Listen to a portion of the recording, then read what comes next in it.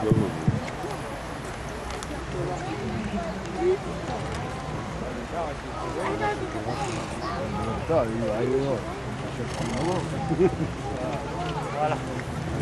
Allez.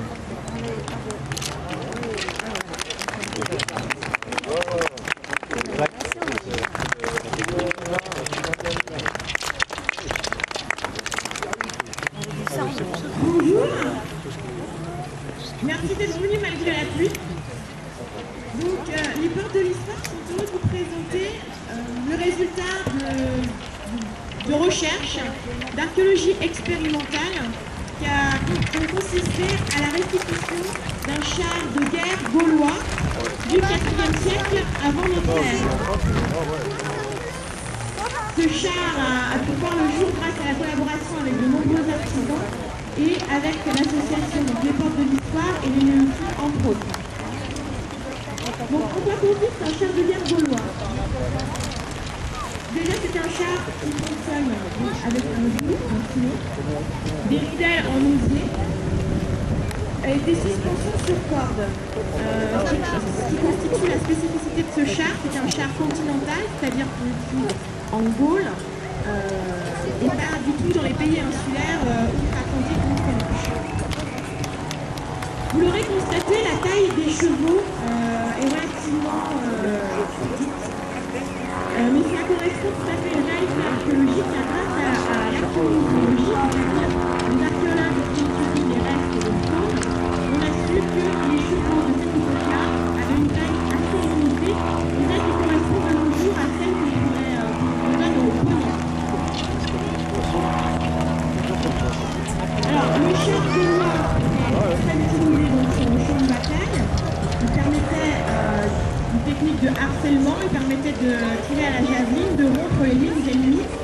Et nos guerriers gaulois vont essayer de faire une démonstration de l'entraînement guerrier avec ce char.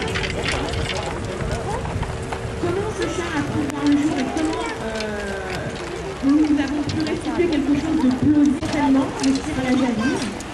Donc l'orige dirige les bêtes, tandis que le guerrier à l'arrière vise sa cible.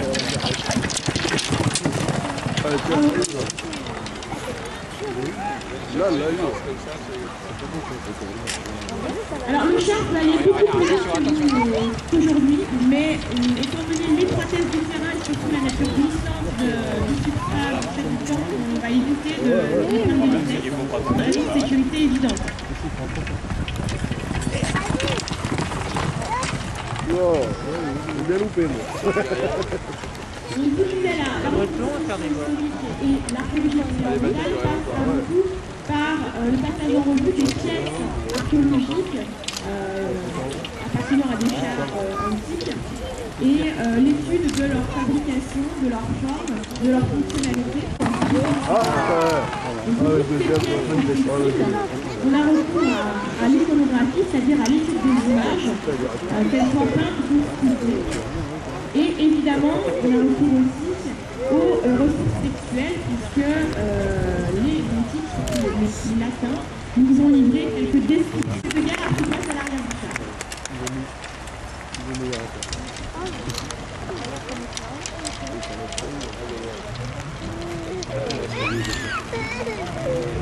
Les centres médecins sont efficaces.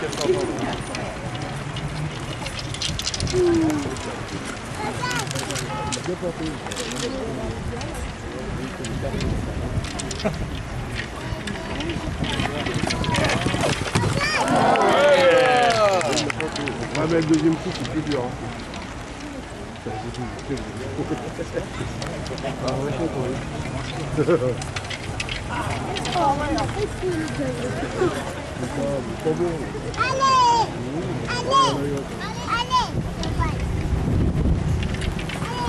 Allez, goal! Ah ouais!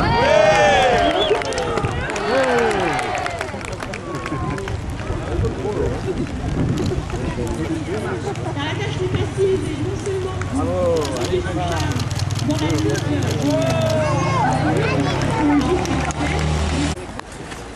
vous allez pouvoir apprécier la technique du harcèlement. Il s'agit d'éviter le piétinement des chevaux et de se protéger de leur charge et éventuellement aboutir à faire tomber à terre le guerrier qui se trouve à l'arrière du char pour un combat singulier.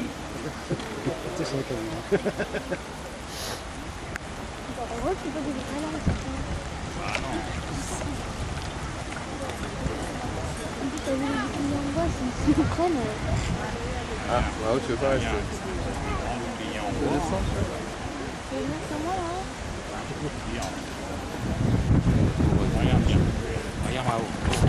Démonstration du tumultus gallicus.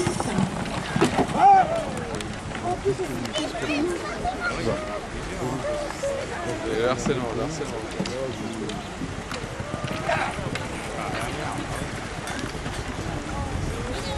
Les fantassins se protègent des traits du chef de guerre grâce à leur bouclier et essayent de garder leur distance grâce à leur lance.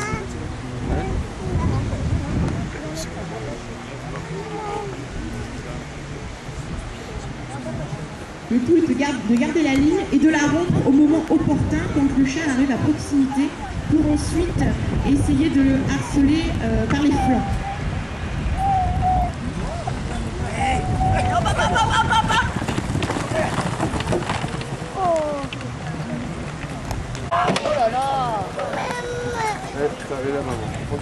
Un peu d'encouragement s'il vous plaît, le terrain est glissant.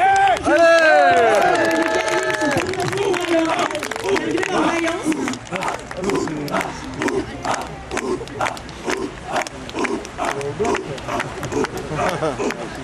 Appelle ton papa, c'est ça.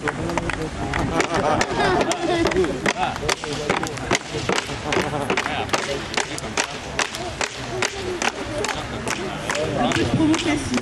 Ah, je vois rien.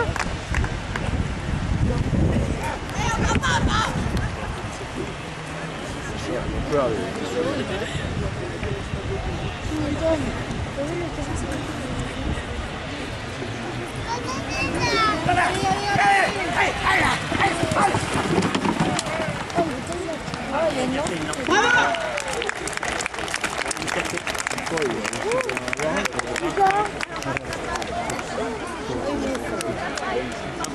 Effectivement, le virage a été un peu trop sec et remporté avec le char et le paille.